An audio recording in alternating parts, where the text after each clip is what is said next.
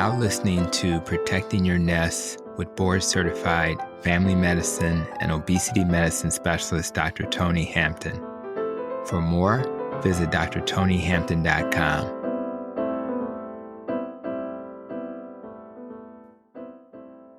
Welcome to the Protecting Your Nest podcast. Today, you will meet someone who, from the moment I met her, I knew she was special. I met today's guest during the filming of the Reverse Carnivore documentary, which we were both privileged to participate in. I was only able to film for one day due to an unfortunate flight cancellation, so I was a little disappointed and somewhat anxious, thinking I wouldn't have sufficient time to share some of my insights. While having these feelings, it seems the universe knew I needed a kind voice, a calm voice, yet a voice with a lot of energy to provide some reassurances. And that's what today's guest provided for me during that time. The kind of reassurance that I am certain has allowed her to help so many others who are focused on achieving their health-related goals. Today's guest is Emily Harveaux. Emily is a passionate health coach who loves to inspire people and sees her clients, transform their minds, their bodies, as she helps them to discover and implement the many things they'll need to do to achieve their health-related goals. Now, I know you can't tell from looking at her, but she was 300 pounds at one point, and that was in her 30s and 40s, and now in her 40s, mid to later 40s, she's lost about 150 pounds over about 4 years. And she did that with intermittent fasting, with the carnivore diet, and of course, having a community around her to support and make her accountable. For many, maintaining weight loss is one of the biggest challenges. And that's the reason why I want to bring Emily to this episode, because so many people need tips on how in the heck do you lose weight and maintain it in a world where that seems to be the unusual feat. So with that, Emily, I thank you so much for the support you provided me and for being on today's episode of the Protecting Your Nest podcast. It was an absolute pleasure, and meeting you was wonderful. We just have such a kindred spirit, and to hear what effect that had on you really warms my heart. Thank you so much. Yeah, it was nice. And again, you can meet people. I'm a medical director, so I interview people, and you try to get a feel for people. But some people walk in a room and you can kind of tell they're different, and I appreciate that. I'm sure that's impacted how you interact with everybody else in your life. I'm just happy that I was one of those lucky people to meet you. So thank you so much. And I guess we'll start with Reverse Carnivore. I'm not sure when it's going to come out, but I do know that I'm excited to have participated. So when you think about that experience being in Costa Rica, meeting those other folk who added value, what's one of your favorite parts of that journey and that trip? Well, it was just so impressive. Synergy is the word that comes to mind. And so having servant leaders is how it felt to me. We had mostly MDs, couple of coaches, some, best-selling authors. And so we had a whole mix of folks that have been in the business and have devoted their lives to helping other people heal. When I was able to watch the panel discussions of having our doctors and experts dialogue and answer the questions that people had, and to be able to bring, it was like this beautiful symphony, Tony. And it was like, they would, one doctor would talk about the anthropology. One doctor would maybe talk about the patient relationship. One doctor would talk about, the particular science of the chemistry of how this would come together. And of course, we had us coaches that were just have had, thousands of clients that we have helped, and just that kind of on the floor experience with that too. And so for me, the moment that you were able to record with the doctor panelist was a highlight. It was like, oh, that was the missing piece. It was right there. And this was the connection, the human connection, and just realizing that you are working with so many hundreds and thousands of people and able to make those connections and take that information and take that historical data and take that philosophy and Mm, actually learn how to apply it with people. That was tremendous. The synergy on the team, the openness of the folks that we had that were there to heal their health. mhm. So it was just an overall synergy kind of an energy that I walked away with life lessons that I will never forget professionally, personally, new ways to help people understand the health concepts that we were working on. And of course, new friendships, which is kind Yeah. of, what I'm all about.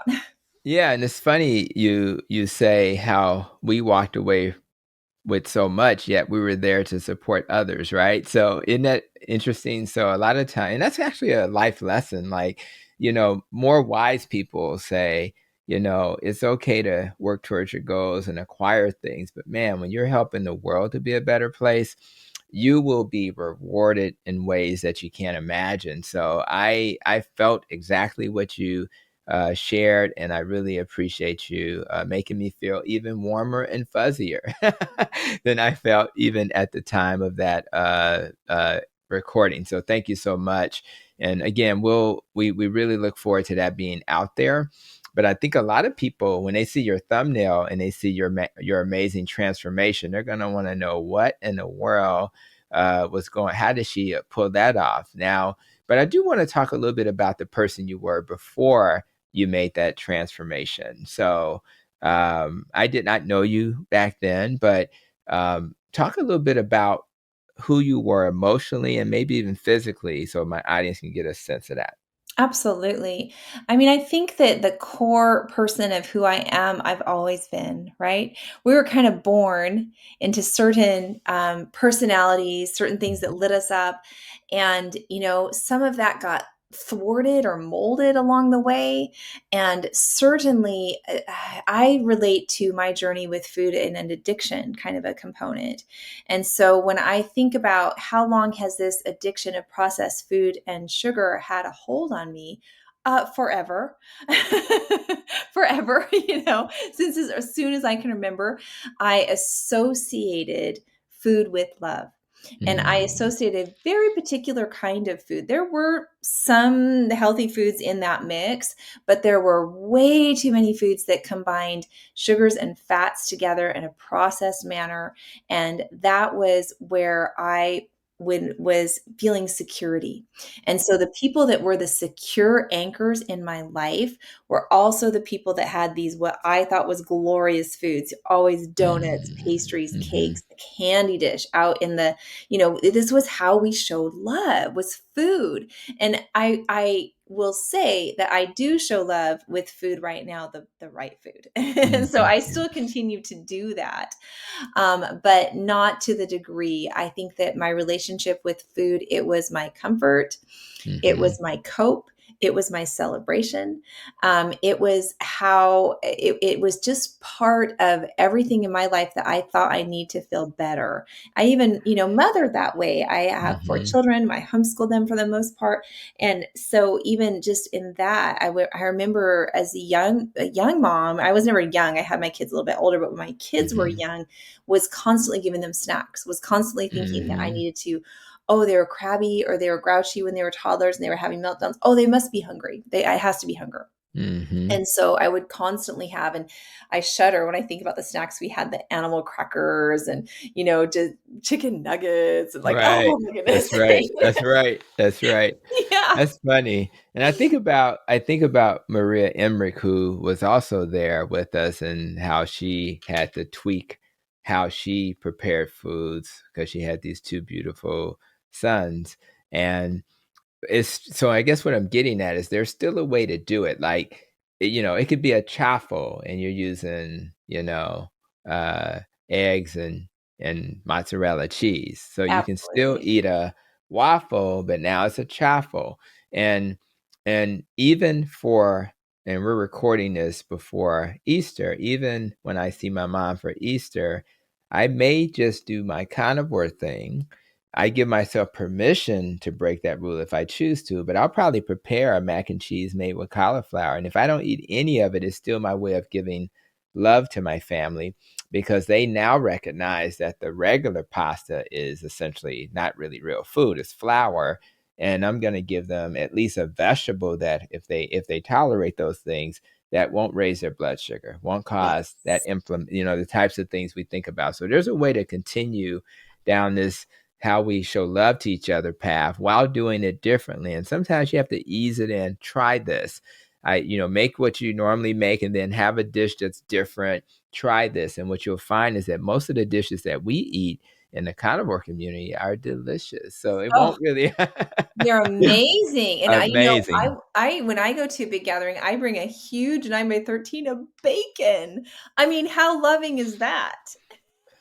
Yeah, if a person doesn't love bacon, I'm not sure it's something wrong. It's And, the ultimate love. It yeah, it's is. It is. amazing. And just getting permission, with my clinical black background, just to give people permission that that's not going to harm you. And a lot of people, when you look at studies and things, they get nervous. Oh my God, I hear it's going to increase my risk for cancer. But I try to bring like you said, bring the science to it. Let's talk about, is that true? And if it is true, what's the real risk? What's the real risk? And the risk you find in most cases is insignificant compared to what the narrative is. So that's really good. Awesome. So we're both, I do intermittent fasting probably most days of the week. I do carnivore primarily, and I have healed my irritable bowel because of it. I have a very happy belly. So you had other things, I'm sure, that led you down this path. So talk a little bit about, we know you lost a ton of weight, but what physical things that were you able to recover from? Absolutely. I mean, part of my story was just really being addicted to yo-yo dieting and Mm-hmm. having the weight go up and down and up and down. And that, I always struggled with it. I was, up at 200 pounds even by the time I was a teenager. But then when I had children, I would get to my top pregnancy weight and I'd have my baby. And then by the time I had my next, and I had four, by the time I started my pregnancy, I was at the old top weight. It Mm-hmm. just wasn't coming down. Right. So it Right. was just this pattern that was just going on and on. And I was, had a lot of stressors from having the kids and was just using food for that during that period of time. My energy and my mood, I would say, were the biggest things. Okay. I definitely had physical issues that were bothering me when I was more morbidly obese, but I was scared to go to the doctor. Sorry, Mm. doctor. I Okay. didn't want to deal with it. I didn't want to step on the scale. The only reason I Right. would go to the doctor had to do with my pregnancies, my baby health, or Mm-hmm. my birth control. That was it. Other than that, I just didn't want to go. I didn't want to know. I didn't know that my blood sugar was very likely completely out of control. So for me, the difference was mood and energy. I Mm-hmm. was very depressed and I struggled with depression a lot, was suicidal many different times throughout my life. And even as a young person. And so I've always had an issue, been on and off antidepressants, and wasn't able to control it, wasn't able to find a permanent kind of a way to manage that. And so when I think about it right now, and I think about how much better I feel mentally now Mm-hmm. than how I used to feel, I think a lot of the inflammation was playing in on that. And Mm. so now I just have much better energy and much better moods. Those were the biggest things. And it just was heartbreaking as a mom because I had a lot of crying days. I had struggles with anger. I had issues, and I'm not saying I don't have some of those issues knock on my door right now, but they're not a loud knock and they don't control me. And I never spent a day in bed ever, ever. And that Mm. was something that used to be part of my life, was being actually unable to show up and do the things that I wanted to. And so I had same Emily inside that wanted to be this mom and be this wife and take care of everything and, have a healthy life. But I just couldn't. I was too clouded by mood, energy, and extra weight were really huge issues. Just mobility, getting around was a big issue as well. Yeah, definitely. Energy was the thing and focus was one of the benefits for me. I shared previously on a podcast that the suicide rate for doctors is 400 per year commit suicide, and that's a stat that kind of shakes you. And if you say each doctor had 2,500 patients, that's 1 million patients who don't have their doctor. I know that in the U.S., the number of people who attempt suicide is like 0.5%, but that ends up being like a ton of people. And the rate of you have about 21 million people who are depressed. So when you start looking at these stats, this is not some that's a rare person. It's a lot of people, and sometimes just going through life's journey, whether you're trying to achieve your weight loss goals or just dealing with your marriage or the kids. You have 4 kids. I have half that number, and yet it's work. Even when they're 23 and 25, we're still being parents and supporting them through their journey. So all of those things are much easier if we can figure out how to eat better, if we can figure out how to move our bodies, get enough sleep. And I guess even the relationships are critical. So my R in my ROPE acronym talks about the importance of relationships. I know that if I don't have a patient in front of me who doesn't address their relationships when they struggle, they're not going to be able to do any dietary pattern I recommend. So what have relationships meant to you along your journey?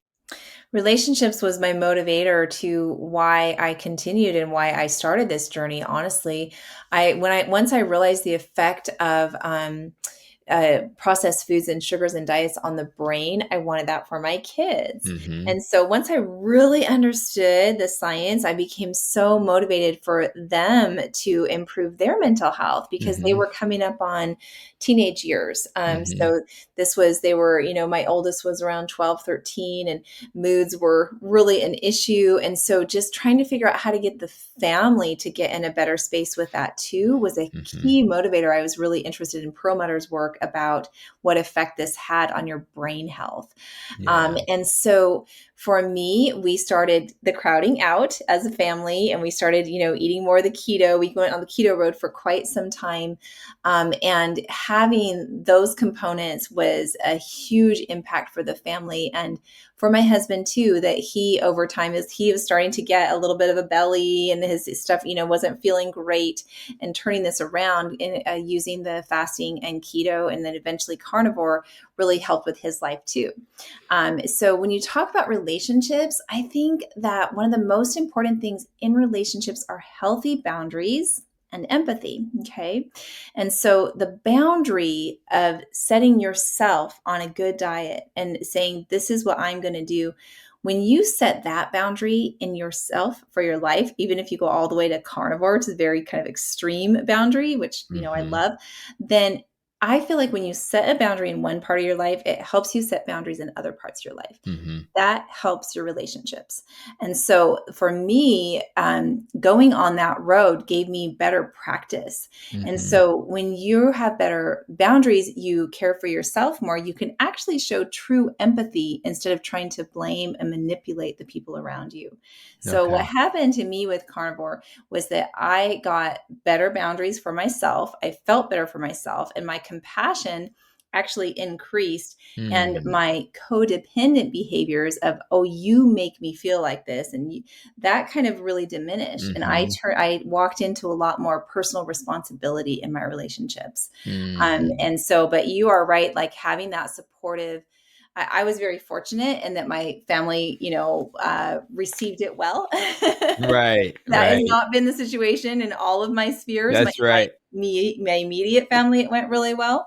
Okay. But I do think that having your healthy relationships with yourself, you've got to get that one right.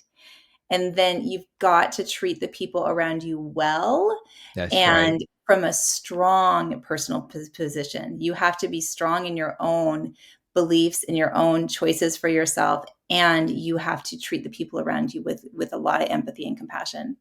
That's nice. And I just so those who are watching this episode or listening to the podcast know that it's not just, this anecdotal experience. Oh, I eat better and I'm less depressed and I have more clarity and energy. It's actually, this I would search keto for refractory mental illness. That study with the brilliant Dr. Georgia Ede and I think Dr. Eric Westman. And I did a video. So just, look for that video.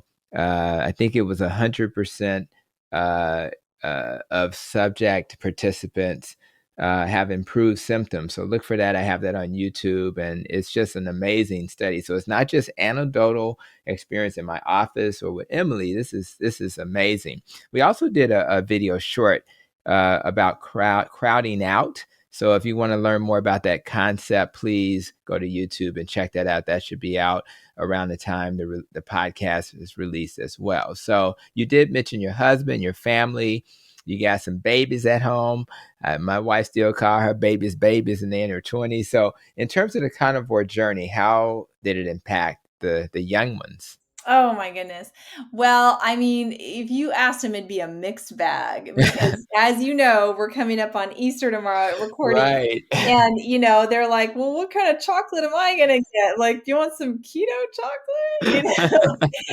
So it is a struggle, and they've learned as well. So my oldest ones were kind of early teens, and so they've learned a lot of the science and the whys. And for them, talk about hormones and hormone Mm-hmm. challenges. Mm-hmm. And so they've actually learned, since our house is primarily carnivore, I really only purchase carnivore foods. If they Mm-hmm. want other foods, they're older now. They're kind of on their own. Right. Like, you do what you want on your Right. own, Right. that's fine.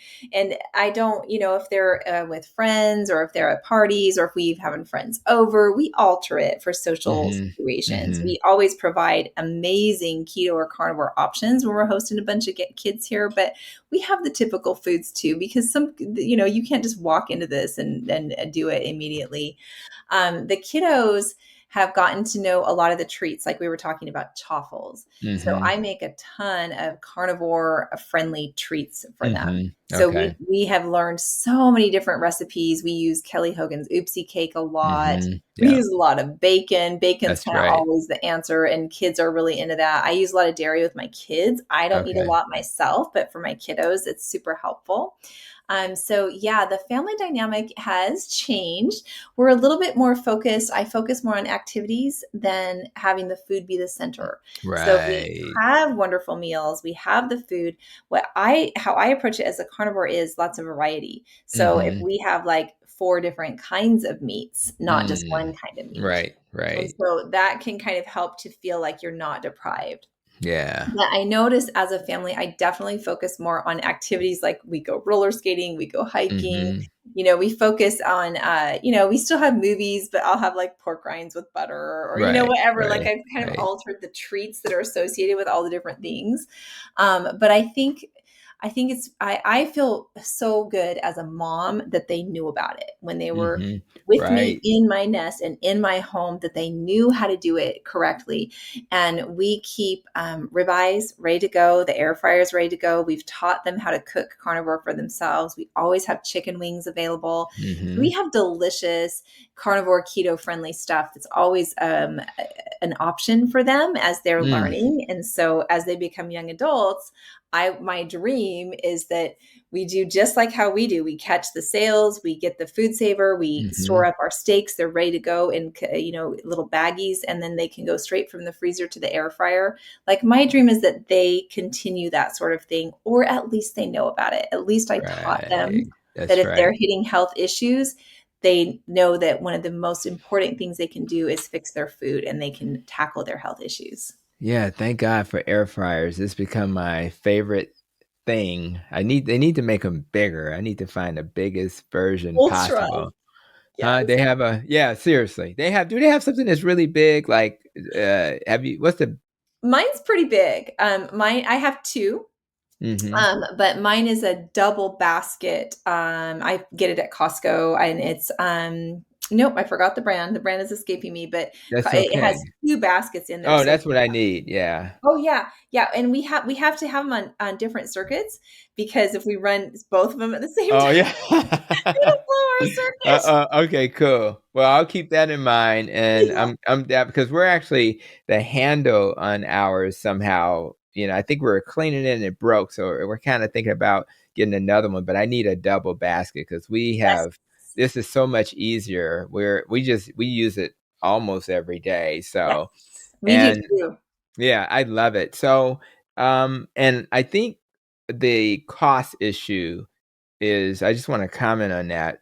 Yeah. I'm watching my team members and at work and they're literally buying lunch every day. Oh, And then you're kind of overhearing the prices and you're spending on the low end is $10, but they generally cost about 15, 16, $70 for lunch.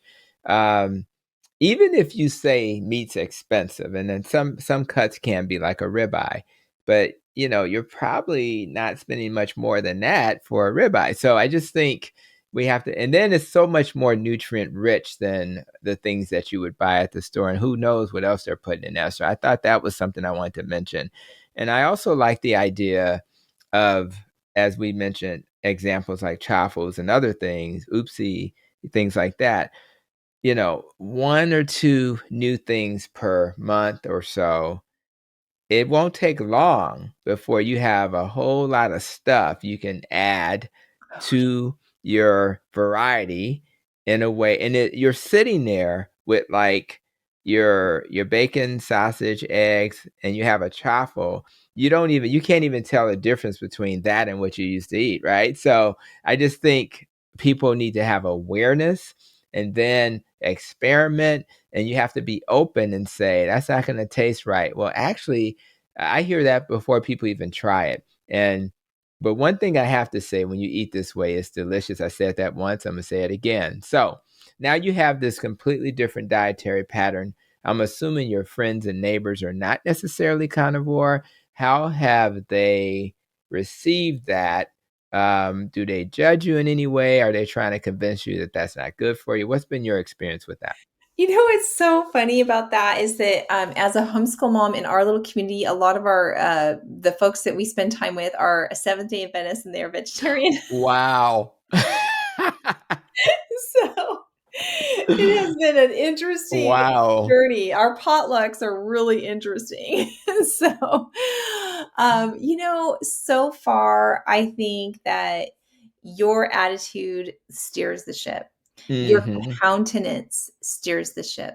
And Okay. so I choose not. I can tell if they cannot change their mind, maybe because they're church or they're not open to, I always look for the commonalities. And so, for example, in a vegetarian, I would look at and have a conversation about ketosis and have a Right. conversation about processed foods and Mhm. sugar. Like that's where I would shift it with that crowd.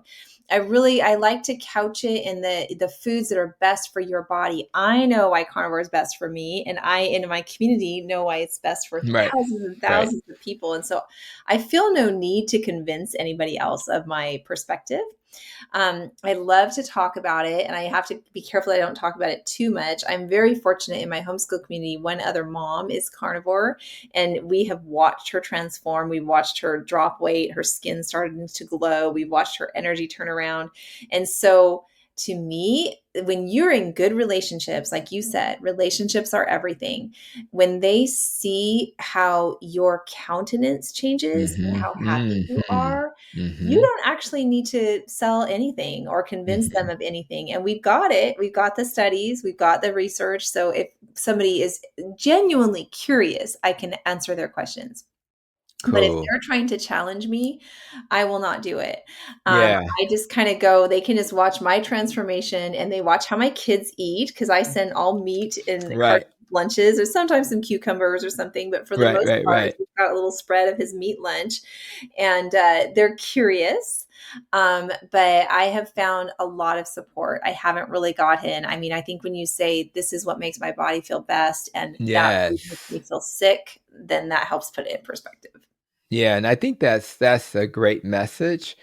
And I also, so yeah, there are times when I'm having a conversation with a patient about plant versus animal based, and the narrative is that plant based is better.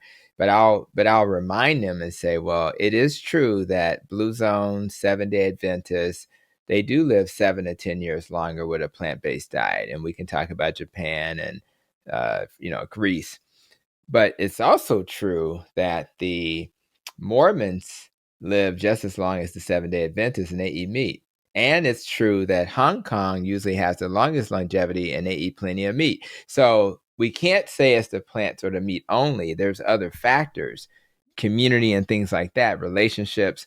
But again, I think it's important that we understand the differences while honoring the reason why. If it's your religion, who am I to argue against that, right? That's what you do. That's your religion. So I think that's fine. But then my uh religion, I wouldn't call it carnivore religion, but if I'm healthier with this dietary pattern, I just want people to honor that. And if we Yes. can live, and that's how we can live together in harmony, by understanding these differences and just being comfortable with it. So now in the carnivore community, you have varying opinions. And I think and that's why what you said is so important. Let's just do what's best for an individual. I don't have to do the perfect carnivore dietary plan that you think is the best. I can just do my version of it, which means that if I want to eat something off that plan periodically, it's okay. But your philosophy about the organ meat question, a lot of people are like, oh, I'm gonna have to force that liver down. I'm gonna have to take liver supplements and things like that. What's been your experience as you've coached people and Yeah. kind of learned the carnivore journey? Yeah, I mean, in the carnivore community that I'm in, there's a small percent that are super hardcore about things like raw Right. meat, raw liver, regular, and the organs. They can be helpful, if you're having an issue and you think that you're Hmm. having a vitamin deficiency, and you look at that and you are having a vitamin deficiency, and we know that it can be harmful, that we can go Yeah. overboard on it. And Yeah. so you can have some issues with toxicity if you go too much with it. I actually think I trust our body. Okay, I trust our body to Mm. fast. I trust Mm. our body to feast. And Mm. when you have the junk food out, I trust our cravings.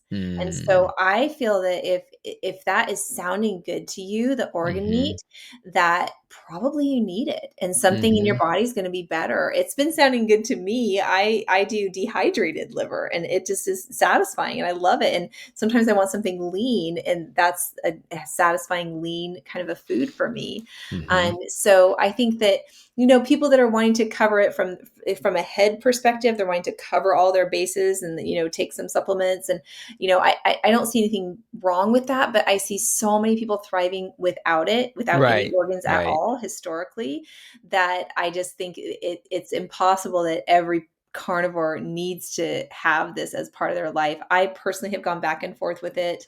I like the taste of it now. Hmm. I do like people in carnivore to experiment with organs from a variety standpoint and from Right. just a novelty standpoint. Yeah. Yeah. So I think it's cool, and a cost effectiveness. So example, Yes. heart sometimes can be a really affordable Hmm. organ. So keeping in contact with your butcher about the organ meats that they would typically like feed to the dog, like, Right. Right. Right. yeah, I think for variety and novelty, it can be a lot of fun. And I do think they have a super rich profile. So, but I agree that I just don't think that everybody has to worry about that and force that. You should not be forcing yourself to eat foods that you don't like. Yeah. Well, Mhm. yeah, and I don't want to do that either. And I do love this idea of trusting your body. And I had I have a link tree, and just started to have links to products and things I think would be helpful. But one of them is with Keto Chow, and I kind of like them because they support the low carb community too, to be honest. But they have electrolytes. So do I like take electrolytes every day? I'll be honest, I really don't. But I don't uh either. I just don't, but like literally within the last week, I felt like, am I getting a cramp in my foot? So, so in that moment, I said, yeah, I know it's probably salt, magnesium, potassium. So I just took some electrolytes, and I just think that you listen to your body, and I doubt very seriously I'm going to have some kind of electrolyte, issue.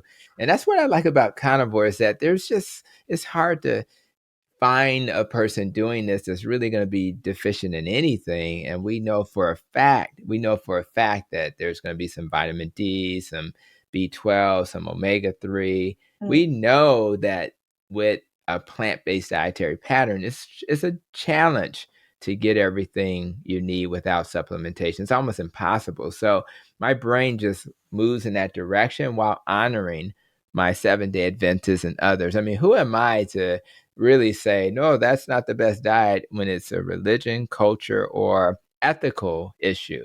So we honor that and again, we're just asking people to honor what we're doing as well. One of the things that people also struggle with is snacking Oh, and the cravings. And it seems that I have a percentage of my patients, they just struggle. yes. And they know they feel good doing carnivore keto, but man, they say, I'm a snacker, doc. You don't understand. So Mhm.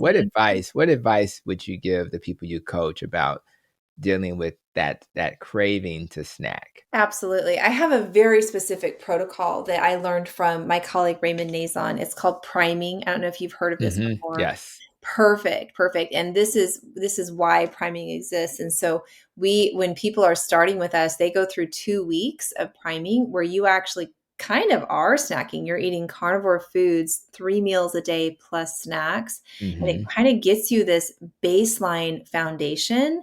You get all the cofactors you need. You get all of the kind of the background nutrients you've been deficient on. So if someone is dealing with cravings and snackings, that's the number one thing is I will teach them how to prime.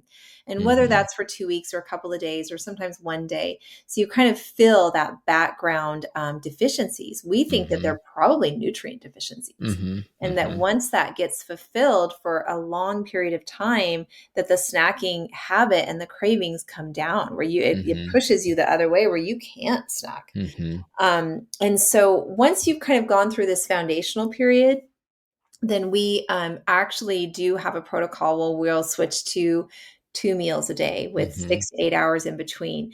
And so part of that is support, community, and knowledge that every time you snack, I don't really care what it is, you're causing some insulin event. And so to really get this insulin to reverse, you're going to have some periods of what I call a mini fast. Mm-hmm. And so you're going to have to put in maybe 4 to 6 hours in between your meals, and then that can grow, and then that can grow. And over Mm-hmm. time, you might be able to try an OMAD, and over time, you might be able to try a skip day, a 36 Mm-hmm. hour fast. Mm-hmm. So I think that initially with snacking, that priming is going to be the best bet. And then I think over time, you're actually going to discipline and learn to put those 2 meals further apart and to eat well at those 2 meals. For me, that generally means eating plenty of animal fats. There's another approach that you can take to where I have, developed recipes. They're all out there where you can make browned butter, these little butter bites. That's just a little bit of fat. So typically, a craving or a snack is going to be for sugar or carbohydrates. If you answer that with a fat snack, Mm-hmm. then oftentimes it will kill cravings immediately. Mm-hmm. But I Yeah. do encourage people to keep the list of the other ways that they can take care of themselves and practice self care Mm-hmm. and nourish themselves. Go for a walk, call a friend. You might have some feelings you need to talk about or journal about. So, a lot of times it's uncomfortable with our feelings. And that's what sobriety with food and what fasting will do and why it matures you so much emotionally is that you actually start not fearing your feelings, not fearing boredom, not fearing, allow yourself to feel those feelings and Mm. have those experiences instead of trying to squelch them all the time by putting food in. Mm. Well, everything I'm hearing is community. Mhm. Um, because even, what is a fat snack, a fat bomb as an example. If you've never heard of that, your community could have taught you that. How do I deal with this other struggle I may have? I'm craving what, in a community. So it sounds like community, while trying to make these changes, may be the most important thing. Now, you get a little community when you just watch a YouTube video, right? Or a podcast, because you're hearing, you're learning.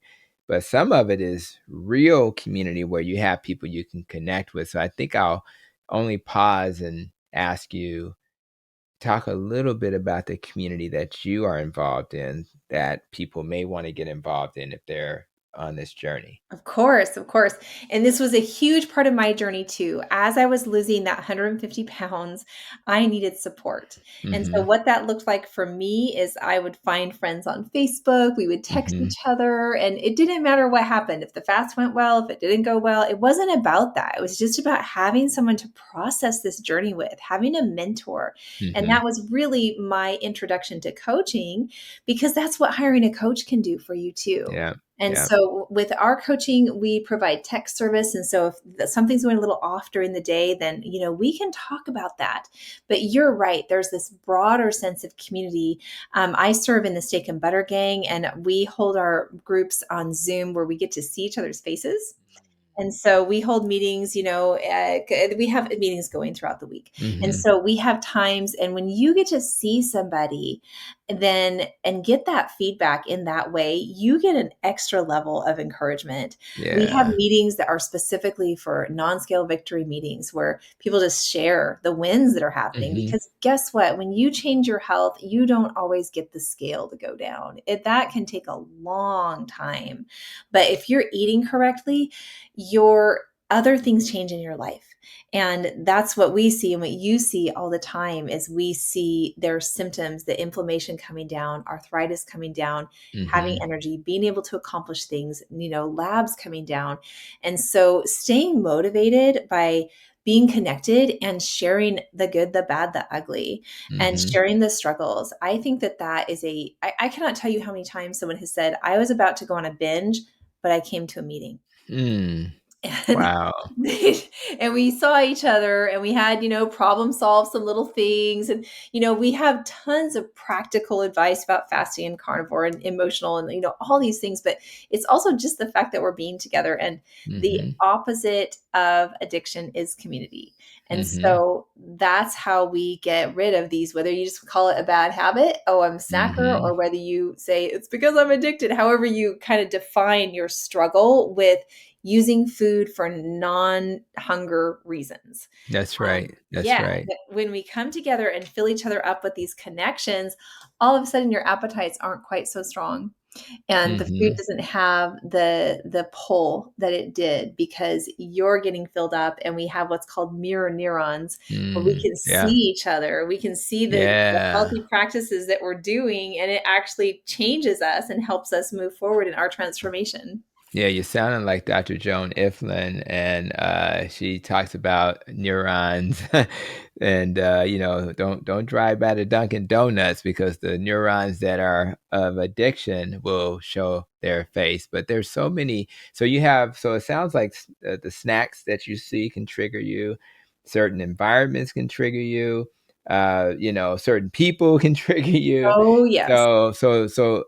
So when it comes to dealing with those triggers,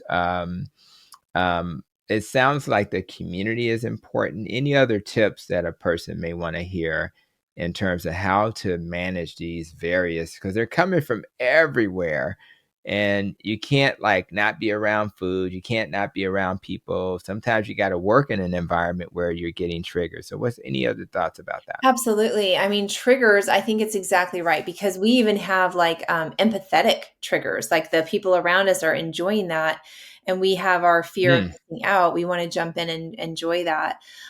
For socials, I do think that eating ahead of time is a really great idea, because mhm, you just enter the situation with a more stable mind. mhm, You always want to, for an event, you'll want to bring something that's carnivore friendly, but I say bring two. bring one to Mhm. share, and bring one for you.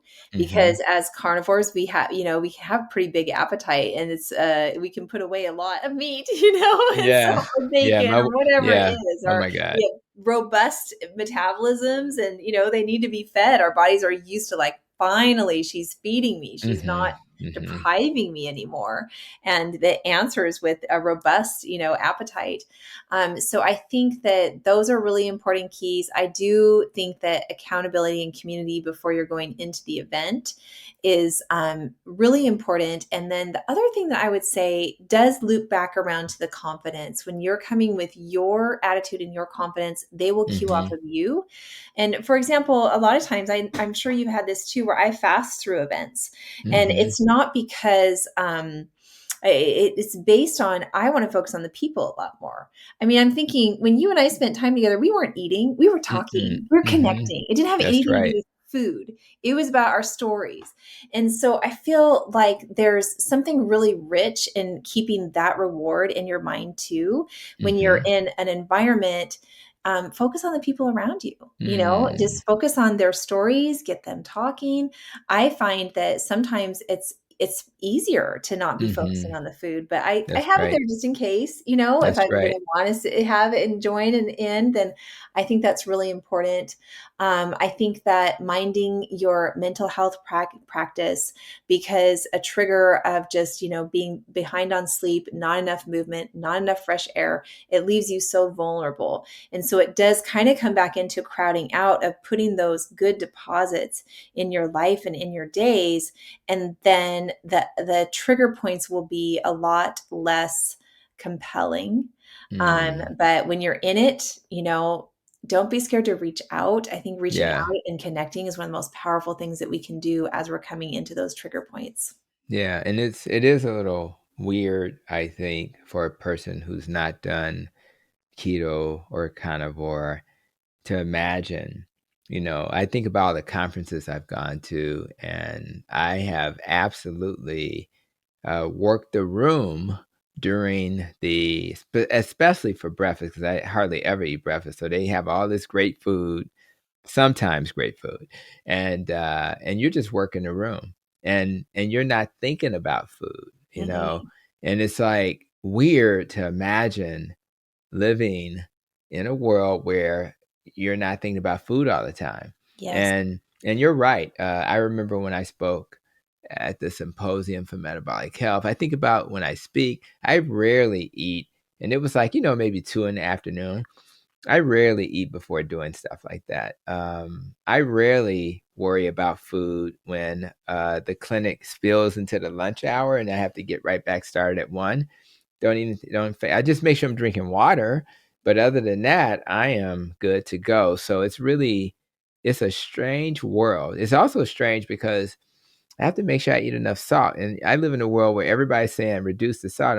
Well, as a carnivore, I have to make sure, and it's never enough salt, right? So it's just weird to live in this world. And I think people, as we do more research, hopefully Sean Baker and others will do research on carnivore, will then be able to say definitively, listen, you're different metabolically as a carnivore. So you have to do things differently, and it's okay, and you're not being harmed, and your metabolic health is great. So one of the things that people think about with carnivore is that it's described as this perfect elimination diet. I just want you to comment on that a little bit and help people understand, why is this diet the perfect elimination diet? Oh, I am so glad you asked that, because that comes up so many.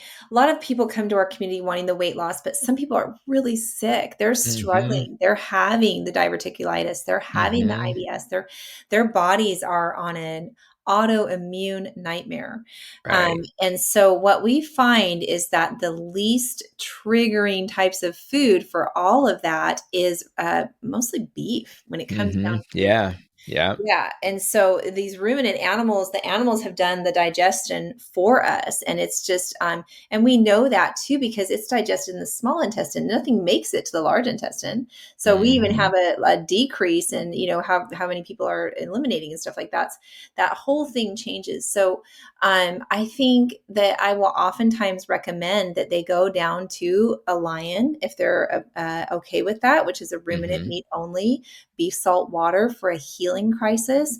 And then you Hmm. add things back eventually, one at a time, Hmm. to That's right. see what are the That's things that right. are causing that histamine response, what is triggering your autoimmune. Oftentimes we will find that even some simple foods, butters and eggs can be Right. culprits. Unfortunately. Yeah. Yeah. And so some Yeah. people have to go just tallow, or some people need to go just meat and water. And Hmm. so I don't want to scare people, because there's a lot of things that you can do for variety on that, but it is such a powerful healing tool that Hmm. to know about, and to know that one of the biggest things that you can do to put things into serious remission is using the elimination diet. And that, beef only is the only elimination diet that I can think of that you actually get every nutrient that you need and you can thrive on. So Yeah. it's a lot different than going on a juice fast, or, a vegetable fast, or that you're going to get deficient on stuff like that if you take that approach. Yeah, I agree. I agree. I always hate thinking about eggs as a problem for some people, but it is. They And can't and be. and when I was in my nutrition training, eggs and milk and uh, sometimes fish, Yep. unfortunately, shellfish, nuts, peanuts, tree nuts and peanuts, and then of course wheat and soy. Those are the things that we know can be an issue. And again, not for everybody, but for some people. The other thing is who really needs to think about doing this long term. Like some people can do carnivore, heal, add a few things back, and they're fine. Other people, that doesn't go very well. They add things back and they're still sick. And I think, well, clearly people who have epilepsy may be better off being in a ketotic state in a carnivore dietary pattern. Autoimmunity and with my irritable bowel problem, there's probably a component of autoimmunity with that. So that's why I'm kind of leaning towards doing it well. And then people with mental health issues, we mentioned Dr. Georgia Ede and Dr. Eric Westman, and those people who, that, if you're like, Amber O'Hearn with bipolar, right? You don't want to be on a roller coaster. You're not, it's not worth it. I take my chances with this dietary pattern any day. So I think I understand that. A couple of other minor things I think we need to just bring to the table. This is kind of the opposite end of the carnivore spectrum, and that's nightshades. And a Mm. lot of times people hear that term and they're like, why is that an issue with some people? What can you tell my listeners about nightshades? Yeah, I mean, my understanding is that it has to do with the lectins that are really damaging in those. And so, I'm kind of spoiled in that I teach, and our community is based on 100% carnivore, but they're always kind of asking, well, what can I bring back in this vegetable? Can I bring in that vegetable? Can I bring these in? Mm-hmm. And most of our members really want to be 100% carnivore. And Mm-hmm. so that's kind of why we're there. And that's the mission that we support. But from the elimination diet, what's so cool is that when you're carnivore, you actually can get answers to that. And so Mm-hmm. you can experiment with bringing back, if that's for some reason a huge importance. And I have had members that can bring back tomatoes a little bit, that can, Mm-hmm. and so it seems to me to be that for a lot of folks, it's a period of time. So you go through a period of time of very strict carnivore, and then one at a time, you could experiment with some different things to bring back. I would just like never want anybody to bring back wheat, gluten, sugar. I'd like to just keep those off forever, please. But Right. yeah, yeah. And our philosophy is that we really are, most of us coaches, we are 100% carnivore. So we're kind of like saying, well, this is a totally way that you can do it as well. Mm-hmm. But I like the specificity of that you really can see how your body's natively responding if you've used the discipline and the support to go through like a mono diet for a period of time. Yeah, and at the end of the day, again, anti-nutrients and things like that, but there are components in nightshades that increase your risk for a leaky gut, right? And increase the chances that the bacteria in your gut will not favor you and be more inflammatory. And so our goal is for people who struggle, that may be something they should avoid. Clearly, is something that you can test and figure out, and I think that's really important. Any thoughts about just affordability, real quick? I mean, we kind of touched on it a little bit, but have you found that I serve a population where a lot of people are on a fixed income, on Medicare. They may struggle financially because it's fixed and the prices keep going up. You know, is it really possible to make this affordable? Because it just sounds expensive when you go into Walmart or Sam's and the 3 ribeye are like, Oh, yeah. like Mhm. 40, $50, and you're like, "What happened here?" So how do people make this more affordable? Absolutely. In our family, we do have some freezers, and so Mhm. that's an investment that I think can really make a difference for folks. But you can do a lot of prepping ahead and keeping things in your freezer. Beef, eggs. I mean, I don't have a problem with, as long as they're feeling okay. If people Mhm. want to, use bologna, hot dogs, the lower, higher fat. In fact, higher fat is really good. So Mhm. chicken is super affordable. We eat a Mhm. ton of chicken. We get chicken thighs tends to be the one that we eat a lot of. But even the whole chicken is a great way Mhm. to go. Uh, Yeah. I do think it's affordable when you look at the lack of your medical bills, and when you Mhm. look at all of the food waste that happens Mm. from fruits and vegetables, that they just, meat, it lasts, and as long as you're staying with it and cooking it, it can just be a lifesaver. And there's so many other ways, other things that you're not spending money on. You don't have to buy any packaged food. Packaged food Mhm. is very expensive, and Mhm. so taking that out of the mix is really important as well. But we chase the sales, we watch the sales, and when we get ground beef at a good price, we get a lot of ground beef. We Mhm. buy the huge logs of Right. we're fine with that. That's been completely fine for us. I always have ground beef available in the refrigerator, so we do Mhm. half of it plain because I like it plain, and we do half of it with Mhm. taco seasonings. Okay. Anybody can always go get a taco bowl. And honestly, dairy is pretty affordable too, just depending Mhm. on how your body's handling the dairy. Right. But things like sour cream, cottage cheese, yogurts, there's a lot of dairy animal foods that are have a ton of nutrition and are super affordable. So that's the basic approach, is to just stick with those more affordable cuts. But we get sometimes we'll get huge amounts of beefs at restaurant supply stores, and then Mhm. we bring them home and cut them up. Okay. So we can get tri-tip for like 3.50 a pound, and so we'll get we'll invest in a big amount of that and then make little steaks out of it, and that's super affordable. Even chuck as a roast or as steaks, or cut up tiny in the Mhm. yeah, in the air fryer. So it's something I'm always aware of, because there's 6 hungry Harvos in our house, and so we're watching the prices like crazy. And then the one other thing that is incredible is I like to eat high fat carnivore, and you can purchase or sometimes get for free beef trimmings. Mhm. And so you can make tallow bites out of these Mhm. and put them in the freezer. I put them in little candy molds, add some vanilla to them, and I eat a lot of tallow bites for a snack. Nice. You can air fry the beef fat. And we either get it for free or for $1 a pound. And Nice. just getting your energy from beef fat is a beautiful, clean energy source. So once I went higher fat on my carnivore journey, the grocery bills came down. It got Yeah. cheaper. Yeah. And Yep.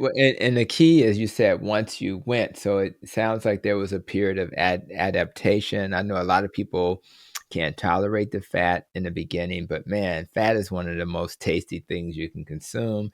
Now that we know saturated fat is not associated with heart disease. So I think you Yeah. want to be able to say that and not be afraid of it. And I do like the idea of not having that waste. And you're right, the number of things we've thrown away in the past, we never throw away meat, like, ever. But Mm-mm. the other stuff, you didn't get to it fast enough, it starts to mold, and there you go. And that's just a ton of waste. So I think thinking broadly about these concepts is really critical. So I really enjoyed your insights, your perspective. We got to keep you healthy. We got to protect your nest so you can protect these other 5 people in your home. So what are you going to focus on over the next 12 months to, make sure you're okay? Yeah, I mean, my journey's like exercise. I have a hard time getting myself there. So that's, my husband and I we try to go to some things together. So I'm trying to tie in that accountability so that my movement Yeah. gets better. Okay. And for me, my goals are really simple. Stay carnivore, stay in community because it transforms me so much.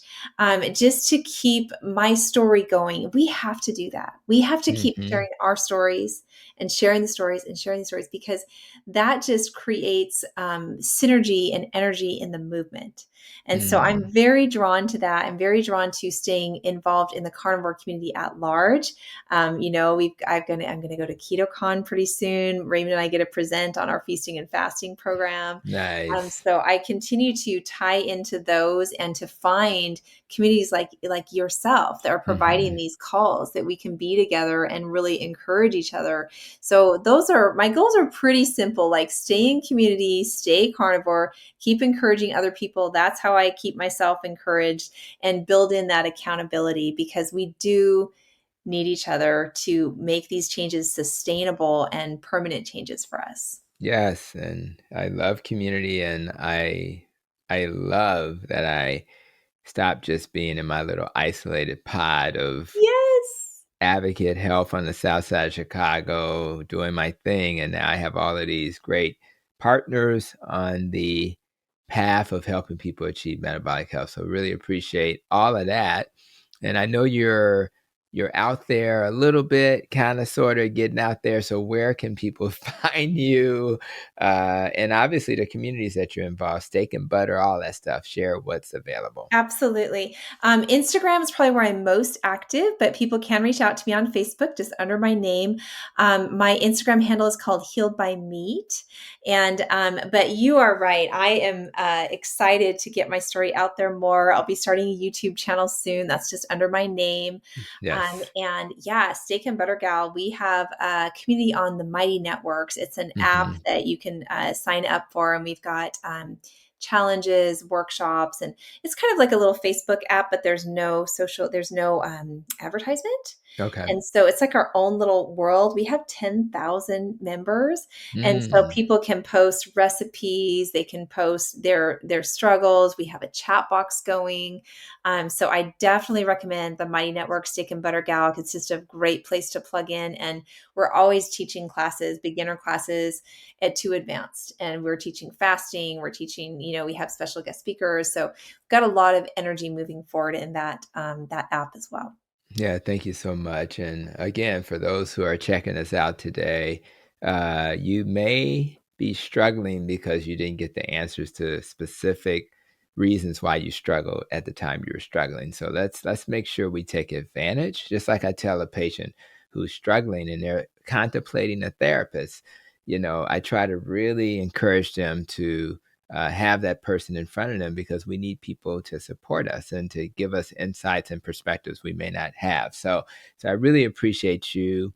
You lived up to my expectations as expected, and I really appreciate you spending some time with me and my audience on the Protecting Your Nest podcast. So thank you so much, Emily, for being here today. Absolutely my pleasure. Thank you so much. Absolutely. And today, guys, we were inspired by someone who was able to transform her life. Although I am happy I was able to introduce Emily to you, I am just as happy I had the privilege of meeting her as well. I am grateful for our new friendship and just as grateful knowing that so many others will benefit from Emily's insights delivered in a well wrapped package of love and hope. Oh, So, yes. So, if you are on a similar journey, I hope today's episode has given you just what you needed to stay the course. yes. You're not alone. You just know that this episode is not a random event, right? It actually was created just for you, to inspire you, to make sure you are hopeful. And I just know that Emily and the voice that she has in the Carnivore community is going to bless so many people. So thank you so much again, Emily. And if you liked what you heard today and you think someone needs to hear this message, make sure you share this episode or just comment. Share in the comments why this episode has added value, or just share your journey so other people can be blessed. So I thank you again for coming to this episode and just blessing me with your ears. And until we do this again, continue to be safe, be well, and continue to protect your nest. You've been listening to Protecting Your Nest with Dr. Tony Hampton.